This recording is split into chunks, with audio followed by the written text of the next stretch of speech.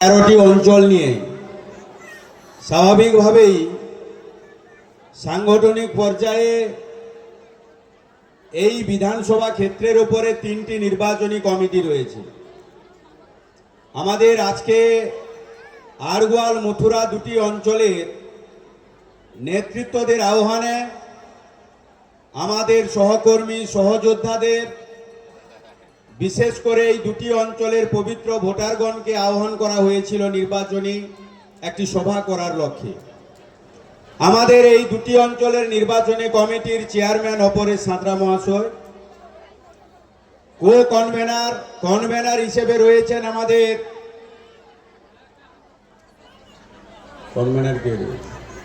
কৃষ্ণেন্দু রায় চৌধুরী মহাশয়, দুটি অঞ্চলের সভাপতি সৌমেন ভাই থেকে শুরু করে বরুণবাবু রয়েছেন, আমাদের দুটি অঞ্চলের অঞ্চল প্রধান মালেক বাবু থেকে শুরু করে আমাদের মৌসুমী দিও রয়েছে, সেই সঙ্গে সঙ্গে নির্বাচিত জনপ্রতিনিধি থেকে শুরু করে দুটি অঞ্চলের সাংগঠনিক মূল সংগঠনের নেতৃত্বগণ, শাখা সংগঠনের নেতৃত্বগণ, সহকর্মী সহযোদ্ধাগণ, পবিত্র ভোটারগণ, বিশেষ করে আমার মায়েরা বোনেরা, সকলেই আপনারা আজকে এই সভায় উপস্থিত হয়েছেন। আমাদের এই সভায় রয়েছেন আমাদের সকলের নেতা পৌরসভার চেয়ারম্যান কাঁথি, গলাগেড়িয়া সেন্ট্রাল কোঅপারেটিভ ব্যাংকের চেয়ারম্যান, আমাদের দুটি কলেজের জিবির চেয়ারম্যান বিশিষ্ট নেতৃত্ব সুপ্রকাশ গিরি মহাশয়, বনি সেনগুপ্ত তিনি আর্টিস্ট আজকে এই সভায় উপস্থিত রয়েছেন, পঞ্চায়েত সমিতির সভাপতি স্বপন বাবু, শ্যামলী গিরি, সেই সঙ্গে সঙ্গে আমাদের ভগবানপুর 2 নম্বর ব্লক তৃণমূল কংগ্রেসের সভাপতি উত্তম মাইতি থেকে শুরু করে আমাদের জেলা পরিষদের অন্যতম সদস্য গোলকেশ দা থেকে শুরু করে মানসবাবু আসেনি মনে হয় নাকি, আচ্ছা হ্যাঁ, দিলীপ রায় মহাশয় উপস্থিত রয়েছেন। এছাড়া আমাদের এই দুটি অঞ্চলের তথা ব্লকের আমাদের মূল সংগঠনের অন্যান্য নেতৃত্বগণ, শাখা সংগঠনের নেতৃত্বগণ উপস্থিত রয়েছেন। বক্তব্য রেখেছেন সুপ্রকাশ বাবু সবিস্তারে আপনাদের কাছে। দলের সুপ্রিমো মানবিক মুখ্যমন্ত্রী মমতা বন্দ্যোপাধ্যায়, দলের সাধারণ সম্পাদক সেকেন্ড ইন কমান্ড সাংসদ অভিষেক বন্দ্যোপাধ্যায়ের মনোনীত প্রার্থী হিসেবে এই ভগবানপুর বিধানসভা কেন্দ্রে আমাকে মনোনীত করেছেন। আমি নমিনেশনও করেছি। অলরেডি 13টি অঞ্চলের ইনডোর আউটডোর জনসংযোগ নির্বাচনী যা সূচি, নির্বাচনী আচরণবিধি মেনে সেটা কিন্তু চলছে। ইতিমধ্যেই আপনাদের দুটো অঞ্চলও আমি পরিক্রমা করেছি, আউটডোর ইনডোর, এবং সেখানকার প্রায় প্রত্যেকটি বুথ টাচ করেছি। প্রত্যেকটি বুথের কর্মীদের সঙ্গে সাক্ষাৎ আমাদের নেতৃত্বের মাধ্যম দিয়ে ঘটেছে। আমি প্রথমেই সর্বভারতীয় তৃণমূল কংগ্রেসের প্রার্থী হিসেবে আপনাদেরকে প্রথমেই নতমস্তকে বিনম্র চিত্তে প্রণাম নিবেদন করি, শুভেচ্ছা এবং সেলাম অভিনন্দন জ্ঞাপন করি। আমি অভিনন্দন তথা প্রণাম নিবেদন করি দলের সুপ্রিমো মমতা বন্দ্যোপাধ্যায়, দলের সেকেন্ড ইন কমান্ড সাংসদ অভিষেক বন্দ্যোপাধ্যায়কে। আপনারা নিশ্চিতভাবে জানেন যে গণতান্ত্রিক দেশে, গণতান্ত্রিক ব্যবস্থায় একটা নির্বাচন আসে আর যায়। ইতিমধ্যেই স্বাধীনতার পরে আমরা যে নির্বাচনের মুখোমুখি হতে যাচ্ছি 23শে এপ্রিল এবং 29শে এপ্রিল, এই বাংলায় দুটো দফায় নির্বাচন। এই নির্বাচন স্বাধীনতার পরে একটি অন্যতম গুরুত্বপূর্ণ নির্বাচন। আমরা নানান নির্বাচন দেখেছি। নির্বাচনের দ্বারা যারা ভোটাধিকার প্রয়োগ করে তারাই সরকার তৈরি করে। শুধু তাই নয়, আজকের দিনে একটি সরকার কেন্দ্রে রয়েছে, যে সরকার আজকে যারা নির্বাচিত করে সরকার, সেই সরকার বলছে আপনি ভোটার কিনা। আজকে স্বাধীনতার পরে এক অন্যতম প্রশ্ন আজকে সারা বাংলা তথা ভারতবাসীর কাছে দেখা দিয়েছে। আপনাদের কাছে এই নির্বাচন তৃণমূল কংগ্রেসকে ভোট দেবেন কি দেবেন না সেটা বড় কথা নয়। আপনি আপনার বাংলা ভাষায় কথা বলতে পারবেন কিনা, আপনি বাংলায় শান্তিতে থাকতে পারবেন কিনা, আপনি বাংলার সুশাসন নিয়ে বেঁচে থাকতে পারবেন কিনা, বাংলায় সুরক্ষিত থাকতে পারবেন কিনা। বাংলার শত শহীদের রক্তের প্রাণের আত্মবলিদানের ফলে আজকে বাংলায় ক্ষমতায় এসেছে তৃণমূল কংগ্রেস। মমতা বন্দ্যোপাধ্যায় প্রতিশোধ নেয়নি। মা মাটি মানুষের সরকারের নামকরণ দিয়ে উৎসর্গীকৃত করেছেন বাংলার মানুষের কাছে, এবং তিনি ঘোষণা করেছেন 11তে বদলা নয়, বদল চাই, উন্নয়ন চাই, সম্প্রীতি চাই, শান্তি চাই। তিনি বলেছিলেন দুহাত ভরে কাজ চাই, পেট ভরে ভাত চাই, মাথার উপরে ছাদ চাই। অবিচল, অনড়, বদ্ধপরিকর তিনি তিনার প্রতিজ্ঞা পালনে আজকে চক্রান্তকারী, ষড়যন্ত্রকারী, জল্লাদ, জুমলা পার্টি এই বাংলাকে অশান্ত করতে চাইছে।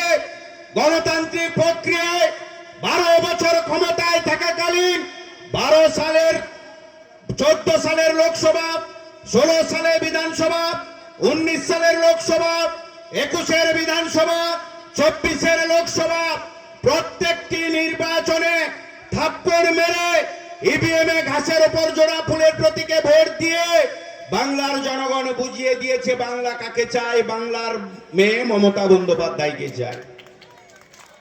আপনারা নিশ্চিতভাবে ইতিমধ্যেই অবগত সকলেই, আমরা যিনাকে বাংলার মুখ্যমন্ত্রী হিসেবে মানবিক এই বিশেষণটি প্রয়োগ করছি, তার অর্থ হচ্ছে এই যে একজন বাংলার মুখ্যমন্ত্রী, ভারত সরকারের প্রধানমন্ত্রীর কাজ কি?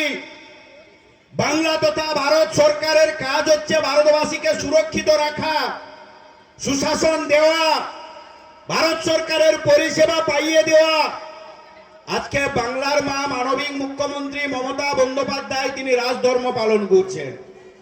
রাজধর্ম পালন করছেন অর্থাৎ জাতি, ধর্ম, বর্ণ নির্বিশেষে কে কোন রাজনৈতিক মতাদর্শে বিশ্বাসী তা তিনি কিন্তু দেখেননি।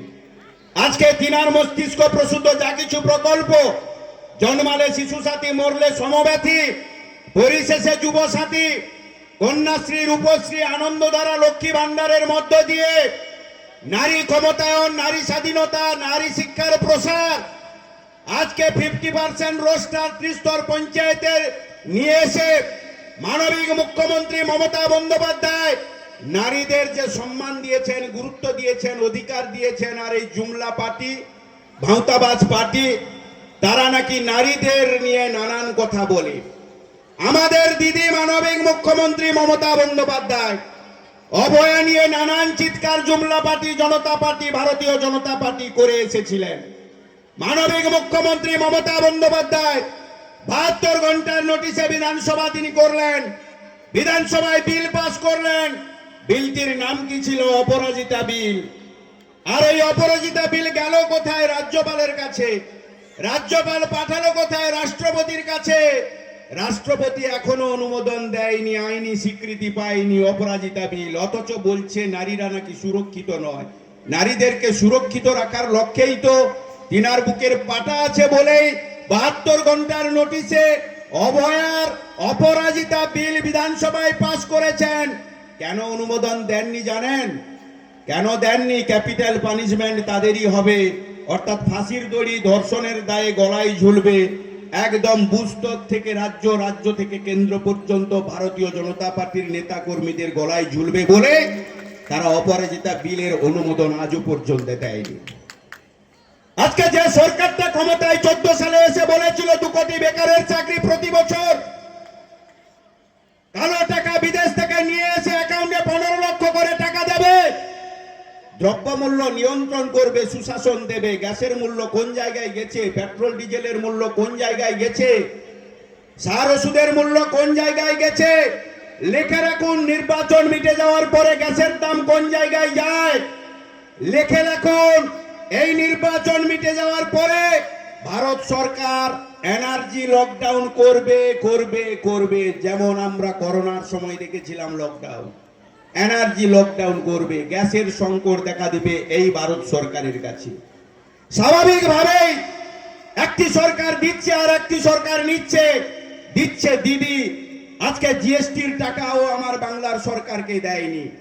আমাদের ডেভেলপমেন্টের পাওনা টাকা আজও পর্যন্ত দেয়নি এই কেন্দ্রের জুমলা পার্টি। আমাদের 100 দিনের টাকা যেমন দেয়নি বকিয়া, 100 দিনের প্রকল্পটাও চালু করেনি। যে 100 দিনের প্রকল্পে শ্রম দিবস সৃষ্টি হয়, এরা নাকি শ্রমিকের কথা বলে, কৃষকের কথা বলে। এরা কৃষক, শ্রমিক, মধ্যবিত্ত খেটে খাওয়া মানুষ, ছাত্র যুব মায়েদের কথা ভাবে না। এরা টাটা, বিড়লা, গোয়েঙ্কা এই ধরনের শিল্পপতিদের কথা বলে। আর এরা বলে কিনা এরা সেবক, এরা পাহারাদার। এরা পাহারাদার সেই শিল্পপতিদের। কোটি কোটি টাকা রাষ্ট্রায়ত্ত ব্যাংক থেকে ঋণ নিয়েছে আর তাদেরকে পাহারা দিয়ে বিদেশে পাঠিয়ে দিয়েছে। এরাই হচ্ছে ভারতীয় জনতা পার্টি। এদের মুখ আর মুখোশ। মায়েরা অধিক সংখ্যক উপস্থিত হয়েছেন। লক্ষ্মী ভান্ডার যখন আমার মা মুখ্যমন্ত্রী মমতা বন্দ্যোপাধ্যায় ঘোষণা করেছিলেন, এই ভারতীয় জনতা পার্টির হনুমানরা প্রচার করেছিল আপনারা ভিক্ষা নিচ্ছেন। বাড়ির শিক্ষিত বেকার যুবক যুবতীরা রয়েছে, চাকরি দেয়নি, আপনারা ভিক্ষা নিচ্ছেন। আর সেই টাউট 420 দুমুখ নীতি যারা নিয়ে চলে, তারা বলছে ক্ষমতায় এলে নাকি 3000 টাকা দেবে। আরে বেটা, তোমরা তো উড়িষ্যাতে রয়েছো, বিহারে রয়েছো, দিল্লিতে রয়েছো, মহারাষ্ট্রে রয়েছো, হরিয়ানা রয়েছো। বাপের বেটা যদি হয়ে থাকো সেখানে আগে চালু করো, তারপরে তো বাংলায় বলবে। দিদি দিচ্ছে, আপনারা চোখে দেখছেন। রাস্তা থেকে, পানীয় জল থেকে, বিদ্যুৎ থেকে শুরু করে বেকার যুবক যুবতীদের চাকরির কথা বলছেন। যতবারই চাকরির জন্য প্রস্তুতি নিয়ে রিক্রুটমেন্ট পলিসি নিয়েছেন, ততবারই ভারতীয় জনতা পার্টি হাইকোর্টের মুখোমুখি হয়ে সেটাকে বন্ধ করেছে, স্টে করেছে। এর জবাব বাংলার জনগণ দেবে, ভারত এই বাংলার যুবক যুবতীরা দেবে। আজকে যুব সাথী প্রকল্পের মধ্য দিয়ে দিদি যুবকদের উৎসাহিত যেমন করেছেন, স্টুডেন্ট ক্রেডিট কার্ড দিয়ে তাদেরকে সহায়তা করছেন, ইমাম ভাতা বাড়িয়েছেন, পুরোহিত ভাতা বাড়িয়েছেন। আজকে চাকরিজীবীদের ডিএর একটা পার্সেন্টেজ দিয়ে তাদের মুখে হাসি ফুটিয়েছেন। শুধু তাই নয়, যা বলেন দিদি তাই করেন। তাই তো তিনি এই নির্বাচনের প্রাককালে নির্বাচনী ইস্তাহারে 10 প্রতিজ্ঞার কথা ঘোষণা করেছেন। কে করেছেন? মানবিক মুখ্যমন্ত্রী মমতা বন্দ্যোপাধ্যায়। অন্যতম হচ্ছে আজীবন লক্ষ্মী ভান্ডার, অন্যতম হচ্ছে আমরা দেখেছি এই সরকারের আমলে দুয়ারে সরকার, দুয়ারে রেশন, পাড়ায় সমাধা, আমাদের পাড়া আমাদের সমাধা। দিদি আবার যুগান্তকারী এক কর্মসূচির কথা ঘোষণা করেছেন। সেটা কি? দুয়ারে স্বাস্থ্য, দুয়ারে পরিশ্রুত পানীয় জল। শুধু তাই নয়, আজও পর্যন্ত মাথার উপরে যারা ছাদ পাননি তারাও পাবেন। ঐতিহাসিক কর্মসূচি কিংবা প্রকল্পের কথা ঘোষণা করেছেন। যেখানে এই জনসংযোগে যাচ্ছি, আমার বয়স্ক কাকু জেঠু মায়ের হাত ধরে বলছে বার্ধক্য ভাতাটা বাবু হয়নি। দিদি সেই 10 প্রতিজ্ঞার মধ্যে রেখেছেন। এই সরকার আসার পরে চতুর্থবারে প্রথম বিধানসভায় আমার দিদি পাস করবেন।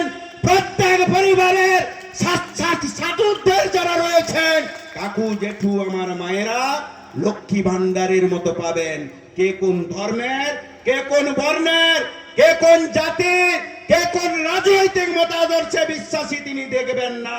যে ক্ষেত্রে অন্যান্য প্রকল্পের ক্ষেত্রেও তাই করে এসেছেন। আজকের দিনে আপনাদেরকে ভাবতে হবে, পরচনায় পা দেবেন না, লোভের বশবর্তী হয়ে বিবেক মনুষ্যত্বকে হারাবেন না। হাত জোড় করে বলছি, খাল কেটে কুমির আনবেন না। দাঁত থাকতে দাঁতের যত্ন নেবেন। আমাদের এই আঙুল রয়েছে, আঙুলে নখ বাড়ে, নখটা কেটে দেই বাড়লে, কিন্তু আঙুলটা কাটি না। আমি কেন, আমাদের মধ্যে যারা আছি আমাদের ভুল ত্রুটি থাকতে পারে চলাফেরার ক্ষেত্রে, কথাবার্তা বলার ক্ষেত্রে, পরিষেবা দেওয়ার ক্ষেত্রে, কিন্তু তাই বলে দিদির সঙ্গে বেইমানি করবেন না আমাদের উপর রাগ করে। দিদি আছে মানেই সুরক্ষিত, দিদি আছে মানেই বাংলা শান্তিতে আছে, দিদি আছে মানেই সম্প্রীতি আজকে এই বাংলায় রয়েছে। এই বাংলা তো রাম রহিমের বাংলা। এই বাংলায় ধর্মীয় সুরসুরানি দিচ্ছে। আপনারা জানেন, গত কয়েকদিন আগে আমার 700 মাল 100% যেখানে আমাদের মাইনরিটি ভোটারদের নিয়ে ভোট কেন্দ্র, আমার কাছে তার শিডিউল রয়েছে। সেই দিনের ভারতীয় জনতা পার্টি ওই এলাকায় যাওয়ার কোনো কথাই ছিল না।